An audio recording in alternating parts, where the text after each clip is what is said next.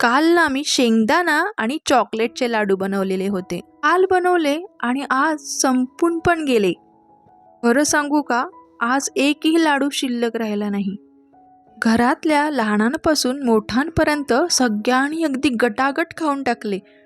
कसं आहे ना, लाडू म्हटलं तर सगळ्यांनाच आवडतात, पण त्यातल्या त्यात चॉकलेट फ्लेवरचे म्हटले तर कोण नाही म्हणणार. शाळेचा डब्बा असो किंवा छोटी भूक किंवा जेवणानंतर काहीतरी गोड खायचं असेल तर मस्त परफेक्ट अशी रेसिपी आहे. म्हणूनच प्रत्येक आईच्या किचनमध्ये हा असा शेंगदाणा आणि चॉकलेटचा लाडू असायलाच पाहिजे. चला मग रेसिपीला सुरुवात करूया. रेसिपी जरा जरी आवडली असेल ना तर लाईक करा आणि तुमच्या प्रतिक्रिया नक्की कळवा आणि आपल्या चॅनलला सबस्क्राईब करायला विसरू नका.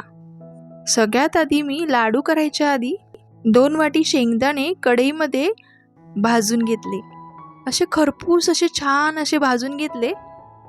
भाजताना आपल्याला गॅसची आच मंद ठेवायची आहे आणि मंद आचेवर असे खरपूस असे आपल्याला शेंगदाणे भाजून घ्यायचे आहेत. शेंगदाणे एकदा का भाजून झाले की आपल्याला ताटामध्ये काढून घ्यायचे आहेत आणि ते गार करून घ्यायचे आहेत. गार झाले की आपल्याला या शेंगदाण्याची सालं काढून घ्यायची आहेत. शेंगदाण्यांमध्ये भरपूर प्रमाणात प्रथिनं असतात, त्याच्यामुळे आपली हाडं मजबूत होतात, आपलं शरीर मजबूत होतं. त्याच्यामुळे थोडे तरी शेंगदाणे आहारात नक्की घ्यावे. तर हे शेंगदाणे आपण गार करून त्याची सालं काढून घेऊ. आता दुसरीकडे आपण ज्या वाटीने 2 वाटी शेंगदाणे मोजून घेतलेले होते त्याच वाटीने आपल्याला खजूर घ्यायचा आहे. 1 वाटी भरून मी इथे खजूर घेतलेला आहे. आता या खजुराच्या आपल्याला बिया काढून घ्यायच्या आहेत. खजूरमध्ये लोह, कॅल्शियम, मॅग्नेशियम, पोटॅशियम, फायबर मुबलक प्रमाणात असतं. खजूर खाल्ल्यामुळे शरीराला ऊर्जा त्वरित प्राप्त होते आणि शरीर मजबूत असे होते. आता आपण या खजुराच्या बिया काढून घेऊया आणि खजूर बाजूला वेगळे करून ठेवूया.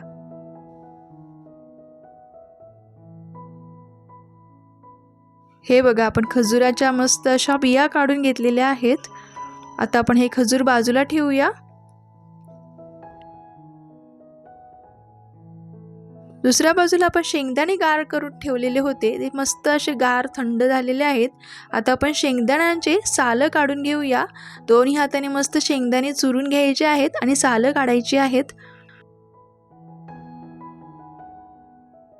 हे बघा, इथे आपण शेंगदाण्याची सालं काढून घेतलेली आहेत आणि ते साफ पण केलेले आहेत. मस्त बिना सालीचे शेंगदाणे आपले तयार झालेत. दुसरीकडे ना आपल्याला 1 मूठभर शेंगदाणे सुरीने असे बारीक कापून घ्यायचे आहेत. तुम्ही इथे काजू घेऊ शकता किंवा इतर कुठलेही ड्रायफ्रुट्स वापरू शकता. आता आपण हे भाजलेले शेंगदाणे मिक्सरच्या भांड्यात घेऊन याची बारीक अशी पूड करून घेऊया. पण त्याच्या आधी थोडे मूठभर शेंगदाणे बाजूला काढून घ्यायचे आहेत. ते तुम्हाला नंतर मी सांगते कशासाठी. आता आपण हे मूठभर शेंगदाणे बाजूला करून ठेवलेले आहेत आणि हे मिक्सरमध्ये घातलेले शेंगदाणे जाडसर असे वाटून घेऊया. पण हे शेंगदाणे वाटण्याआधी याच्यामध्ये मी घालणार आहे 2 ते 3 चमचे कोको पावडर. तुम्ही इथे तुमच्या आवडीनुसार कोको पावडर घालू शकता, कमी जास्त प्रमाणात घालू शकता. इथे मी 2 चमचे कोको पावडर घातलेली आहे. कोको पावडर घातल्यामुळे आपल्या शेंगदाण्याच्या लाडूला चॉकलेटचा मस्त असा फ्लेवर येईल. शेंगदाण्याचे लाडू खाण्यासाठी बरेच जण कंटाळतात, पण त्याच्यामध्ये जर तुम्ही असा चॉकलेटचा फ्लेवर येण्यासाठी कोको पावडर घातली म्हणजे सगळेच लहानांपासून मोठ्यापर्यंत सगळेच आवडीने हे शेंगदाणा आणि चॉकलेटचे लाडू खातील. बघा, मस्तपैकी आपण चॉकलेट आणि कोको पावडरची मस्त असं मिश्रण बारीक करून घेतले. आता हे मिश्रण बारीक झालं की याच्यामध्ये सगळ्यात शेवटी घालायचं आहे आपण बिया काढून ठेवलेले खजूर. आता या मिश्रणात खजूर घालून आपल्याला पुन्हा मिक्सर फिरवून घ्यायचं आहे आणि हे मिश्रण एकजीव करून घ्यायचे. मस्तपैकी शेंगदाणे आणि खजूर मिक्सरला आपण मस्त फिरून घेतलेले आहेत. बघा, मस्तपैकी खजूर आणि शेंगदाणे एकजीव झालेले आहेत. सर्वात आधी आपण शेंगदाणे बारीक करून घेतले आणि मग त्याच्यामध्ये खजूर घातला. जर सुरुवातीला आपण खजूर आणि शेंगदाणे एकत्र वाटले असते तर वाटले गेले नसते, कारण खजूरमध्ये चिकटपणा असतो. म्हणून पहिल्यांदा शेंगदाणे वाटले आणि मग खजूर घालून बारीक करून घेतलं. खजूर घातल्यानंतर मिश्रण पटपट बारीक होत नाही, थोडं हळूहळू बारीक करावं लागतं, कारण खजूरमध्ये बऱ्याच प्रमाणात चिकटपणा असतो. त्याच्यामुळे मिश्रण आपल्याला थोडं पेशन्सने बारीक करायचं आहे, कारण त्याला बारीक करायला थोडा वेळ जातो आणि जास्त प्रमाणापेक्षा जास्त वेळ देखील आपल्याला मिश्रण बारीक करत राहायचं नाही, नाहीतर या मिश्रणाला तेल सुटतं. हे बघा, मी थोडं जास्त वेळ वाटल्यामुळे थोडं त्याला तेल सुटलेलं आहे. आता या मिक्सरमध्ये फिरवलेल्या मिश्रणामध्ये आपल्याला मूठभर हे बाजूला ठेवलेले शेंगदाणे मिक्स करायचे आहेत. हे शेंगदाणे मी थोडे खलबत्त्यामध्ये कुटून घेतलेले आहेत आणि मग या मिश्रणामध्ये मी मिक्स करणार आहे.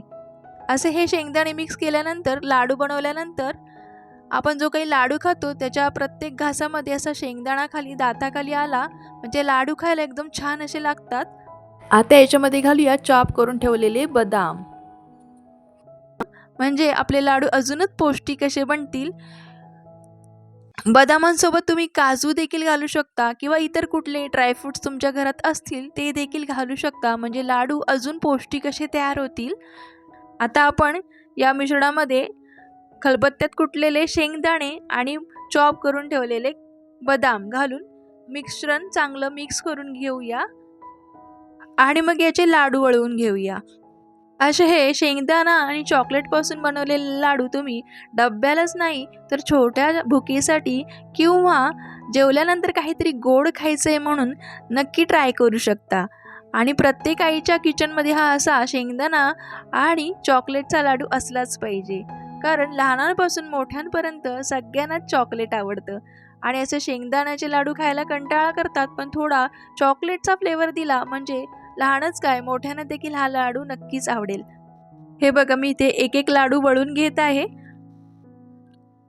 सगळे लाडू वळून झालेले आहेत. थोडे बदाम मी बाजूला कापून ठेवलेले होते, त्या कापून ठेवलेल्या बदाममध्ये हे लाडू फिरून घेते, म्हणजे वरती मस्त बदामाचा कोट त्या लागेल ह्या लाडूंना आणि लाडू खायला एकदम छान असे टेस्टी लागतील. प्रत्येक घासामध्ये शेंगदाणा, बदाम किंवा काजूचा बाईट जेव्हा दाताखाली येईल ना, तेव्हा हे लाडू एकदम छान असे लागतील. 2 वाटी शेंगदाण्यांपासून तुम्ही हे आठवडाभरासाठी हे असे लाडू तयार करून ठेवू शकता. आठवडाभरच काय, हे लाडू 2 दिवस देखील राहत नाहीत, एवढे छान असे तयार होतात.